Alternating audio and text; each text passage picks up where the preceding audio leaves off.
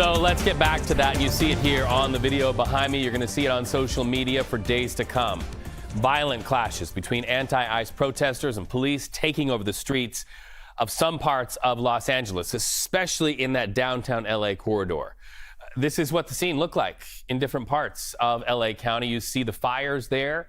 You see plumes of smoke. This is in the middle of the street in some places, underneath street lamps, next to buildings in places. A lot of cars engulfed in flames, and a major headline getting the attention of the White House. We also saw this. You can see demonstrators throwing items, that's a street sign, down onto the CHP or the California Highway Patrol there at Alameda Street and Union Station. Those police vehicles destroyed by pelted rocks, electric scooters, street signs, and other projectiles right off of that overpass and down onto the streets. And then the situation grew to what a lot of people are calling a freeway face-off. National Guard troops, and there you see them with tear gas, or what's thought to be tear gas. They're toe-to-toe with protesters. Some of those protesters, you see, brought to the ground. They were hauled away in zip ties behind their backs. Soldiers also deployed what looks to be that tear gas and fired, even in some cases, non-lethal rounds towards some groups. A reporter even got hit in the leg by a rubber bullet. The troops arrived in that area on Sunday, and they did so ordered by President Donald Trump. He deployed 2,000 National Guard troops. So that raised the ire of some California officials, like the leader of California in government, Governor Gavin Newsom. Also Los Angeles Mayor Karen Bass. Both of them urged President Donald Trump to rescind that order. Listen. No, my disappointment is I've been talking to the federal government for days. I was hoping to prevent this situation from happening. I was trying to encourage the administration that if they deployed the National Guard in Los Angeles, it would create a sense of chaos. It's the last thing our city needs. Our city is still trying to recover from the wildfires. And you just think about how so many people were impacted by that. And that's an example of where the administration was helpful. And to go from that situation to where we are now is just really tragic. And I think it's so unfortunate. It's the last thing Los Angeles needs. Donald Trump has created the conditions you see on your TV tonight. He's exacerbated the conditions. He's, lit the proverbial match. He's putting fuel on this fire ever since he announced he was taking over the National Guard. An illegal act, an immoral act, an unconstitutional act, and we're going to test that theory with a lawsuit tomorrow. All right, so you heard it there from Governor Newsom and also LA's Mayor Karen Bass. Well, moments ago, the counterpoint. President Trump responded to Governor Newsom on his way back to the White House from Camp David. This is what he had to say. Gavin Newsom he's daring Tom Homan to come and arrest him. Should he do it? I would do it if I were Tom. I think it's great. Gavin likes the publicity, but I think it would be a great thing. He's done a terrible job. Look, I like Gavin Newsom. He's a nice guy, but he's grossly incompetent. Everybody knows. All you have to do is look at the little railroad he's building. It's about 100 times over budget. We're putting a flagpole over there. Under budget. I always do under budget. What does your intel tell you about these people causing all the problems in LA? Oh, are they people ICE is trying to deport, or are they professional agitators? The people that are causing the problem are professional agitators. They're insurrectionists. They're bad people. They should be in jail. Thank you. So in moments, CBS News White House reporter Olivia Rinaldi will join us to talk about what is going on there from the White House. But first, let's get to the ground in Los Angeles and CBS News correspondent Elise Preston. Elise, a lot of people waking up to the destruction and the aftermath, wondering what today is going to look like, what the rest of the week is going to look like. You are there in the communities where people are talking. What does it look like today, Elise? Well, you can see it right here in the heart of downtown LA, Reed. We are actually right on that overpass where you were showing images from earlier in the week or earlier in the weekend. And you can hear that traffic that is going. This traffic was stopped, as you were showing earlier, because protesters made their way not only on this overpass, but down to the 101, that major freeway here in downtown Los Angeles. But just behind me, you can see that some police vehicles are blocking off right here. They've kind of moved a bit, moved their position. They're letting some vehicles go through. Not sure what that truck was that just went by. But you can also see National Guardsmen are standing right in front of this federal building at the ready. We saw them take a break kind of in the early morning hours. For a few hours, they were not here, and now they're back. This is the federal building that has been at the heart of protests all weekend long. This federal building is also a detention facility, so some people who were detained were taken here. On the opposite side of the street, you're also seeing more National Guardsmen. They're kind of lined up against the roadway there.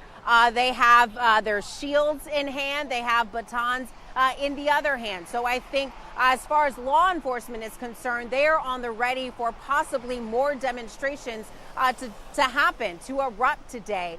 For the most part over the weekend, the demonstrations were peaceful. And then at some point, they would take a turn. So we were down here yesterday afternoon when that pepper spray was being deployed, when those rubber bullets were being deployed. You showed that reporter, that Australian reporter who was here in LA, and she was hit by that rubber bullet. I was actually standing next to her. We were right in front of the federal building. And then within about 15 minutes or so, we got separated in the crowd as we were in the mix. And that's when the rubber bullets deployed. I myself jumped into our news van to take cover, because in those moments it would just happen kind of sporadically. It would happen, things would be peaceful, then all of a sudden something would erupt. And our photographer, Louis Mejia, he had to tell officers, hey, we're pressed. So when they were coming down with those rubber bullets, they kind of turned away from us as they were trying to disperse the crowd, Reed. Well, and we see that school bus now moving behind you, or what we believe is a school bus. So it looks like traffic is moving just a little bit. But as we look to the week ahead and we realize what sparked this in the first place, what are people preparing for down there as they start their week, Elise? Well, they are prepared for potentially more chaos. You know, these operations started Friday night. People were going to work. People were with their families when these detainments took place. We do know from ICE nearly 130 people were detained. And so a lot of people are saying, when is this going to stop? They're upset not only with what has happened as far as the immigration policy, but also the response, the fact that the National Guardsmen are down here. As you mentioned, the governor and mayor have said that the National Guardsmen in place would only escalate tensions, something that we saw overnight. And so I think that people are prepared for that to continue. Keep in mind, Reed, though, that this is only happening in pockets of the city. Again, we're in downtown LA. It was disruptive with the 101, which you can hear in that traffic. Right. It's a very busy freeway.